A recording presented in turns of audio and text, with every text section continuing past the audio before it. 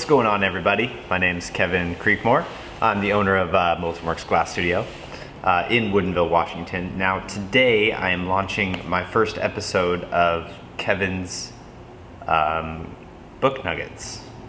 Kind of a funny name, actually.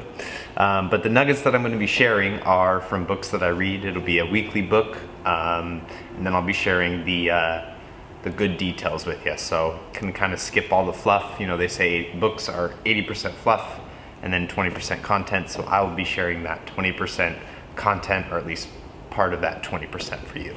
So today, with episode 1, I read Russ's a book by Russ, who is a hip-hop artist, and his book is called It's All in Your Head. Now I started with this book because one, I really like the artist, I like his story, I like his confidence, and just kind of what he shares in the book.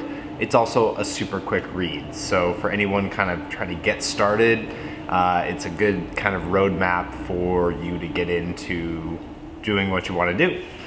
So to start off, there's kind of 3 keys that Russ talks about. He talks about delusional self-belief, persistence, and gratitude.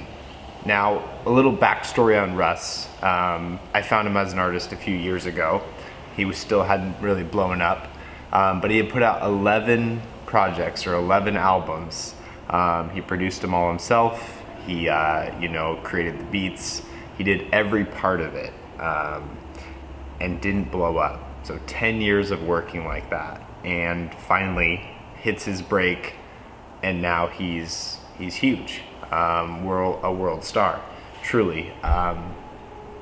But I really like that story because that is what overnight success looks like, is that struggle and pushing through for so many years, expecting to blow up, expecting to get to that next level. And often we give up just before we're there, at the moment of truth and success. So I'm going to talk a little bit about these. Let's start off with confidence that he talks about. And this is funny, in school, Russ said I would write 100% on all my test scores just to be that confident, and that what he's saying is like, you are your greatest obstacle. So either you decide that you can, or you listen to the what everybody else is telling you, that you can't do it. And he explains that you want to build immunity to self-doubt, because self-doubt is the biggest thing that will stop you from kind of getting what you want. So let's start off with the part 1, which is the delusion. Now, I've lived this, and what really he's talking about is that you're kind of manifesting here. Your thoughts will become your reality, and so you want to feel the life that you want. You want to visualize, even if it's the craziest idea ever, because everything is crazy until it's not. And I think that if you can really create a delusion around what you want, you can then transmute your feelings to push you forward each day and keep you motivated and keep you going. And I love, because Russ says that the delusion will push you forward when nothing in your life shows that it's going right and that it's going to work. And I love that, because I spent a lot of time in delusion telling everybody, oh, I'm going to be a millionaire by 25, I'm going to blow, it's going to be huge, I'm going to be worldwide, I'm going to be worth $500 million. Like, these are all things that when talking to people, they'd be like, yeah, okay. Now I'm still not there yet, but I know that I will get there. And that's my goal, and it doesn't matter that it seems crazy, because there will come that time when everything changes. So kind of, along with this delusion is creating a vivid vision. This is kind of that thinking the feelings you want to have and how you want to feel when you make that success, and bringing it to the present. So really feeling it and acting as if you already have it. And this is kind of the first step to moving in that passion, moving in that direction that you want to take. I love Russ. In his first show, he was by himself, and the promoter was surprised that he didn't have a crew, and he ended up performing in front of just 40 people. And he got back to the hotel room, and because he loves what he does, he said, "Hey, can you get me a bootleg studio? Can you put something up in my hotel room so I can record?" And all he wanted to do was record. He went out and partied with the fans, but he was like, just wanted to be back recording. And that's how those ideas are built. It's just that love of getting back in the studio and getting back to it. Now, as you're moving along your path, you can't set a deadline on the manifestation. The universe has the best plan. And this is huge because so many people, myself included, want to say, this is the deadline, this is when I'll achieve that goal. And instead of focusing on the work and the progress and your kind of 3-foot world, as I call it, which is, when you're rock climbing, you can only focus on, this much of the rock. If you look down or look way up, you might get scared, you might not think you can do it, but just staying in that 3-foot world will allow you to persist and continue through. And part of this delusion is really looking at what you actually want and not letting what people tell you that it's not lucrative, it's not practical, you're not talented enough, you're not credible enough. These are all things that people tell you, and you need to follow your own curiosities. And most people know what they want, but they've just listened to all these other people. And I love what he says. He talks about, people will not say what they really want, because that way when they don't get it, it doesn't hurt as bad. They're like, oh, well, I didn't want it really anyway. It doesn't matter. I didn't want it. So it's kind of funny that as you pursue your goal, you need to want it, and you need to make sure that you voice that and share that with everybody. One last thing on that, as you're going on this journey or starting your journey, the energy that you surround yourself with will rub off, meaning who your friends are, they make you. And I've experienced this. It's really hard to be around people that have bad energy. I had a business partner that at the end of our relationship, it was hard because his energy was not progressing the business. It was actually hurting the business. And trying to tell somebody that and they don't realize it is tough, because we as a business struggled and had to try to figure it out and make it. Instead of wanting to figure it out, he just said, "Oh, it won't work. We're not going to make it. Like, you always just do this or run a sale." Like, just downplaying instead of growth. So it was really tough, and it was definitely let light to, this has got to change. The energy sucks. I don't want to feel this way, All right. So that's kind of the delusion. I talk about it because I kind of rambled, so I do apologize. But basically, as you start your dream, when you're looking at what to do, don't listen to what people say can and can't be done, can and can't make you money. Don't look at that. Really ask yourself, like, what do I want? And then allow yourself to get into that space and try it out. Okay, it's okay if it fails. Winston Churchill said, success is walking from failure to failure without loss of enthusiasm.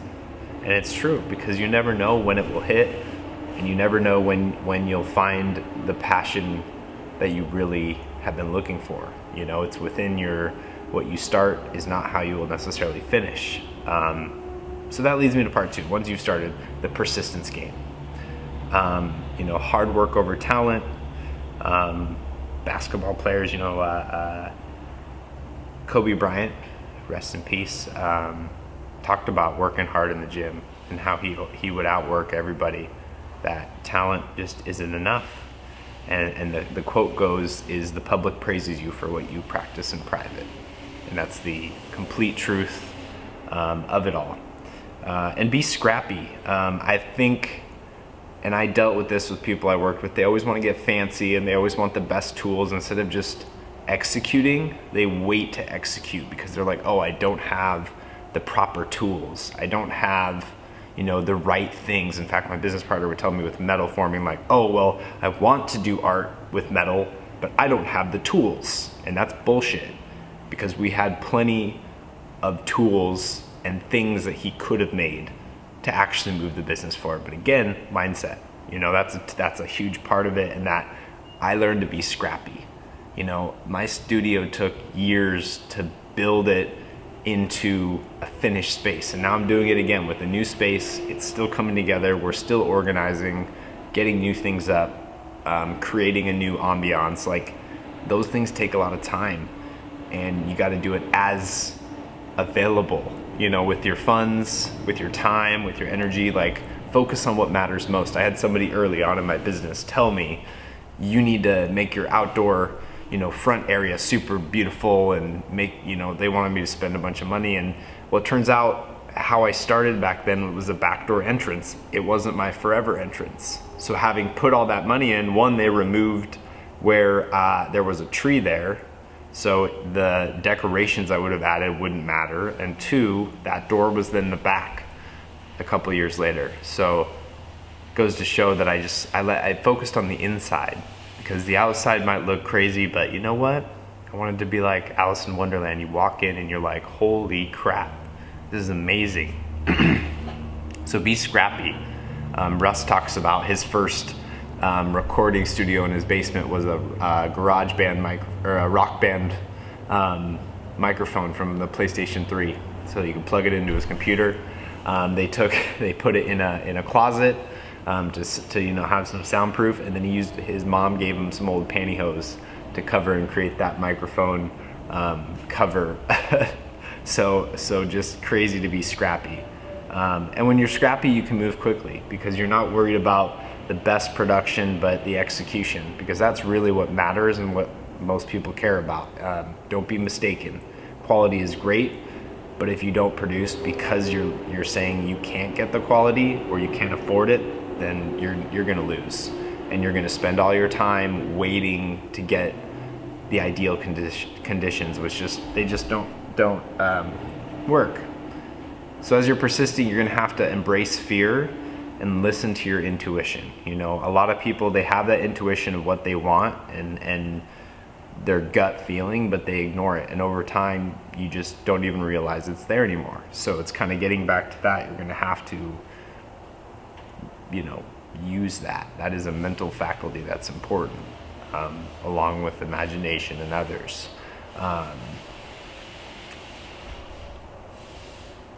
And again, as you're persisting,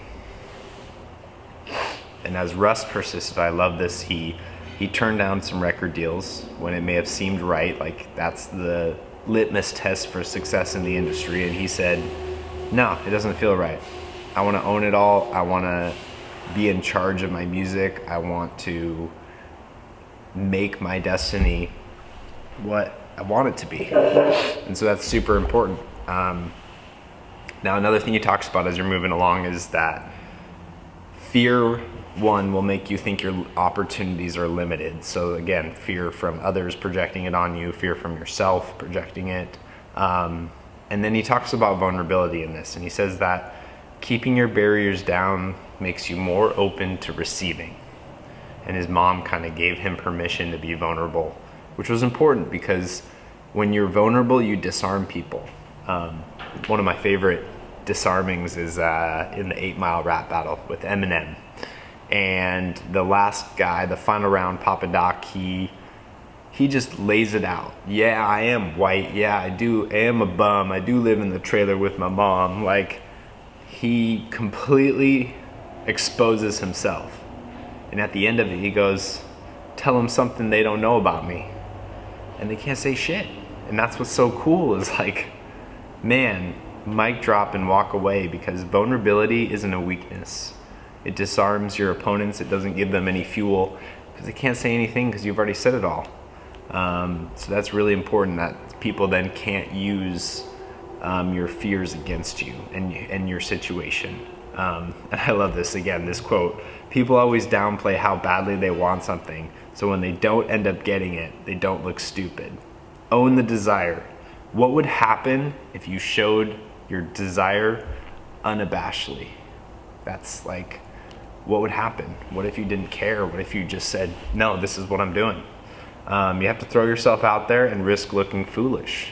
It will happen, especially as you're starting out. And you know, I think kind of being a class clown in school and like getting laughed at, like, it was okay. Teachers used to joke with me and make me the punchline, and it was okay because they knew I could take it. And it built me, it allowed me to be able to take that and not be hurt by it. And like, they're laughing at me and just laugh with them, and whatever it was, it was. You know, another looking foolish, I used to do karaoke, and I do karaoke because it was a way to pretend I was somebody completely different, look a little foolish, and probably never see these people again. So what a fun way to do that. So pretty cool. All right, as we're moving on, an example of being scrappy. Russ was waiting for a music video. He was getting shot. And the guy told him, oh, it's gonna be a month and a half, 2 months to produce this. Russ goes, well, why? He flies out to California with his buddy Boogus, his partner. They shoot the film in 2 days, put it online, it's done. Okay, this is another example. Like, everybody wants to tell you, oh, it's gonna take a long time, it's gotta be perfect. But now that video has over 90 million views and is double gold, almost platinum. So really, it's important to just get it done more than it's important to get it perfect. So I just think that's awesome.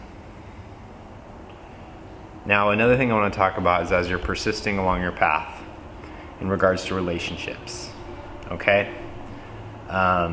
If people put the same zeal into their dreams that they put into finding a relationship, that they would find success. Now, this doesn't mean that you shouldn't put love first. It just means you need to stop misplacing love. Okay? Love only grows in the garden of solitude. And so as you're going along on your journey, like, self-love is what you need to build.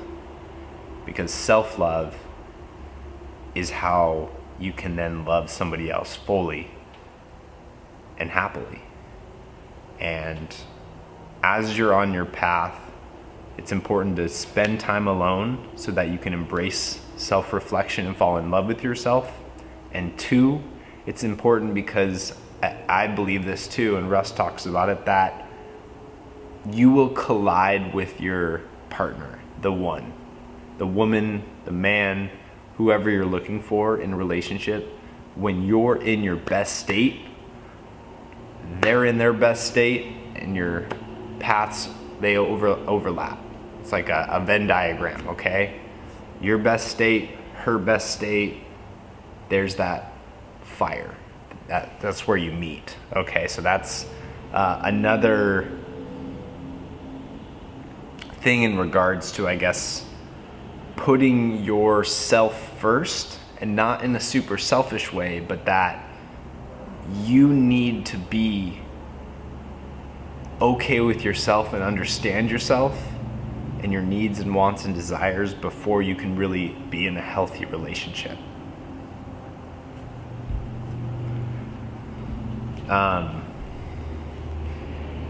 Now, another thing I want to share that Russ talks about is the word humble. You know, and as a society, we worship humble, but he reads off the definition, which is marked by modesty, lowering yourself to appease others. Now, humble is actually not the greatest word, and not necessarily something you should be. although he states that a lot of people, this is about staying grounded, which is why they say be humble, but you don't have to be humble to and shrink low to be grounded. You can be grounded without that, and that when you get around winning people, no one winning has a problem with other people winning, okay? And so humble is, he has this confidence that to some may come off cocky, but he's always then backing it with gratitude, and that he says, I'm not successful because I made it, or I gotta find this.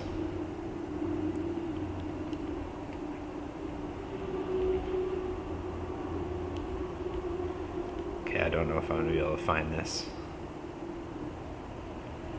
Okay, well, we'll move on and I'll come back to that.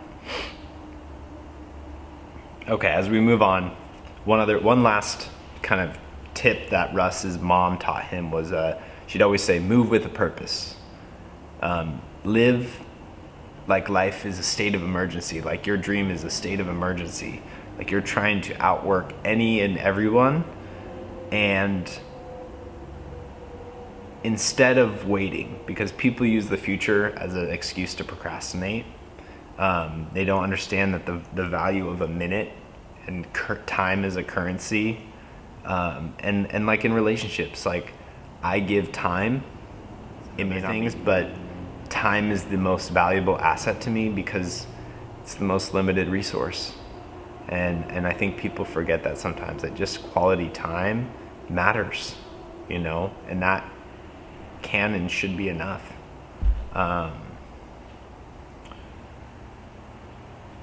I love this too. Repetition is the father of perfection. So moving with a purpose, persistence, that's, going to get you forward. Okay? Now there's an effect he talks about called the tornado effect. And he says, and this is when you find that success, he says, a tornado is coming, but you're still surprised, even though you knew it was coming, that it came through and ripped your house apart. And you're prepared for it. And that's the same with the success, is that you won't know when it's going to hit. You'll still be surprised when it hits, but you'll have deserved it and be there. Now as you're persisting, the future version of yourself should be your inspiration. It should be your number one driving factor. And always ask yourself the question of, what if it could turn out better than I imagined? Maybe I'm imagining something crazy, but what if it could be better? This is going to help keep your mindset fresh and keep you focused and not in a fight or flight mode. Okay, so another thing as you're journeying along is that there is no destination. The journey is everything. And I learned this really hard lesson when I first moved into my studio about 5 years ago. I thought that moving into a commercial space was it. That once I was in there, it was over, game over, I'm going to be a millionaire, everything's going to work out. And in fact, the hard lesson was that no, now you are just granted a pass to jump on the field and play. You are now allowed to compete. And that's really all it was now, you're actually welcome. You now get the chance and the opportunity. And that was tough. I was depressed for a while. But now learning as I continue on that the journey really is everything. And if you don't enjoy the ride and sit back and practice gratitude, which is the third pillar Russ talks about, then you're going to be miserable because you're always going to be projecting yourself into the future. And I've done this for most of my career where I project that when I get there, I'll be happy. Not, I need to be happy now. How do I achieve that? So I've really, of late, been reflecting on that and working a lot harder to be loving my life.